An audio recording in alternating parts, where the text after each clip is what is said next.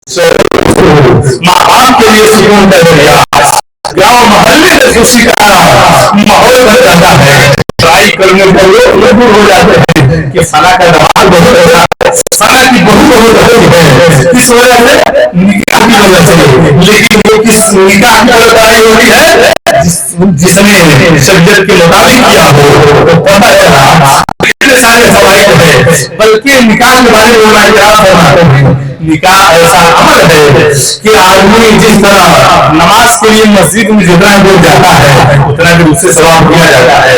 रोजा की नीयत से आदमी 16 घंटा 18 घंटा रोजा रखता है, 14 घंटा रोजा रखता है, उससे सवाब दिया जाता है। सवाब की नीयत से कुरान जितनी देर पढ़ता है, तिलावत करता है, दिया जाता है।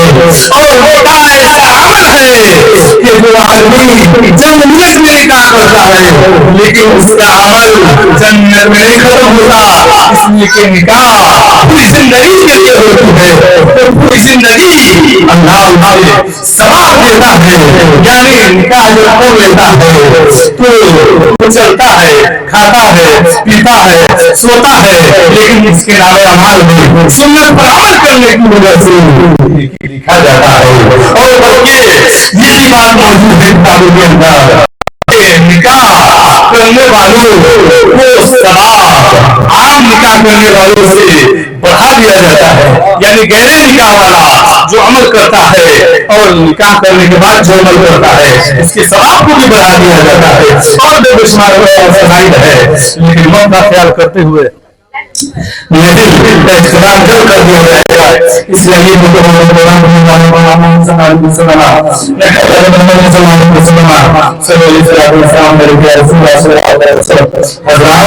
जिस तरह बेशुमार फवाइद है, निकाह अगर कोई सुन्नत पर अमल करने की नियत से करता है, जिस्म की तस्कीन के लिए अल्लाह ताला अपने ऊपर लाजिम कर लेता है कि उस बंदे की हर वक्त मदद करे।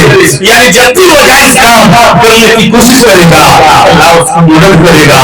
पता चला कितना बड़ा अल्लाह अपने ऊपर ये काम हमारा ले लेता है। अगर शरीयत मुस्तफा के मुताबिक सुन्नत पर अमल करने के लिए से करते हैं, लेकिन जिसको इल्म नहीं होगा वो तो समझेगा कि जिस्म की तस्कीन के लिए हम शादी कर रहे हैं, लेकिन जो नबी की सुन्नत पर नबी की अदा पर अदा करेगा उससे ये फजीलत मिलेगी कि हर वक्त उसकी मदद करने के लिए अल्लाह पर वाजिब कर लेता है। और सिर्फ यही नहीं बल्कि निकाह करने की वजह से आपने सुना है हजरत से कि आधा ईमान महसूस हो जाता है। यानी आदमी गुनाह निगाहों में हया पैदा हो जाती है, गुनाह से भी बचने लगता है। पता चला बेशुमार फवाइद है।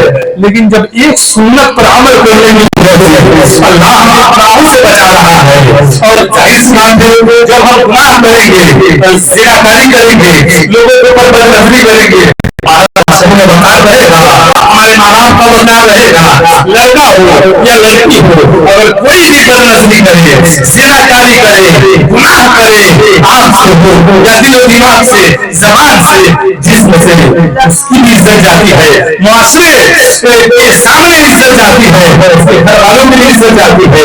लेकिन वही आदमी अगर निकाह कर लेता है तो वो रुसवाई जो मोहल्ले वाले के रुसवाई से बचना था निकाह की वजह से अल्लाह से बचा लेता है, या हम मुआशरे के रुसवाई से बच जाते हैं। लोगों को मौका नहीं मिल पाता।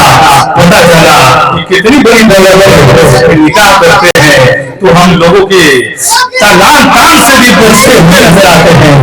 लेकिन खुद सोचे जो निकाह इतने सारे फवाइद से हमें एक सुन्नत पर अमल करने की वजह से हमें फवाइद पहुंचा सकता है, तो क्या जो आदमी सुन्नत रहे, फर्ज छोड़े, जब इस्लाम का एक कानून अमल करे तो आदमी गांव में इज्जत का सबब पैदा कर सकता है, गांव में बुराई से बच सकता है और आखिरत के एतबार से भी बेशुमार सवाब आता हुआ नजर आता है। तो जो एक नहीं बल्कि दिन भर में, रात भर में हजारों इस्लाम के कानून के खिलाफ काम करे तो क्या उससे नुकसान होगा? वो عزت عظمت اقتدار سے محروم نہیں رہے گا، یقیناً رہے گا۔ پتہ چلا آج اگر ہمارے معاشرے میں ہمارے اندر یا ہم لوگوں کی جو رسوائی ہے یا ہم لوگوں کے ہاتھ سے جو اقتدار چلا دیا، عزت وقار چلا دیا، یہ کسی اور کی غلطی نہیں، ہماری اور آپ کی اکثر غلطی ہے۔ اس کی وجہ سے آج ہم پریشان حال ہیں۔ ظاہر سی بات ہے جب ایک اسلام کے قانون پر عمل کرنے سے ہمیں اتنے سارے کروڑوں اربوں خربوں فائدہ پہنچ سکتا ہے، تو جو ایک نہیں ہزاروں قانون کو اپنے سر سے گزار دے اور اس پر عمل نہ کرے اس سے نقصان بھی ہو سکتا ہے۔ تو ضرورت اس بات کی ہے کہ ہم علم سیکھیں تاکہ ہمیں پتہ چلے گا کہ ایک عمل پر، ایک شریعت مصطفیٰ کے قانون پر، ایک اسلام کے قانون پر عمل کرنے سے ہمیں اتنے سارے فوائد ملتے ہیں۔ تو ہم جانیں کہ اسلام کا کرنا ہے کیا، اسلام کیا کہتا ہے کرنے کے لیے۔ ہمیں صرف 12 گھنٹہ سونے کے لیے کہتا ہے یا ہمیں نماز وقت پر پڑھنے کے لیے کہتا ہے، ہمیں صرف کام دھندا اور موبائل چلانے کے لیے اسلام کہتا ہے یا علم سیکھنے کے لیے، اپنے گھر والوں اپنے بچوں کی تربیت بھی کرنے کے لیے۔ پتہ چلا یہ سب کب ہوگا؟ سب کا علاج ہے جب علم نہیں تو عمل کیا ہوگا؟ جس بیابان میں شجر بھی نہیں تو پھل کیا ہوگا؟ بغیر علم کے ہم اپنے بچوں کی تربیت نہیں کر سکتے، ساس سسر اپنے بہو بیٹے کا بھی حق ادا نہیں کر پائیں گے، اور بغیر علم کے بیٹا بہو بھی اپنے ماں باپ سسر حق ادا نہیں کر پائیں گے۔ پتہ چلا معاشرے میں چین سکون چاہتے ہیں آپ لوگ، ہر چیز سے زیادہ جس طرح ہمارے بزرگوں نے مہینہ مہینہ 6 ماہ کا سفر کر کر کے ایک حدیث کا علم سیکھنے کے لیے جاتے تھے،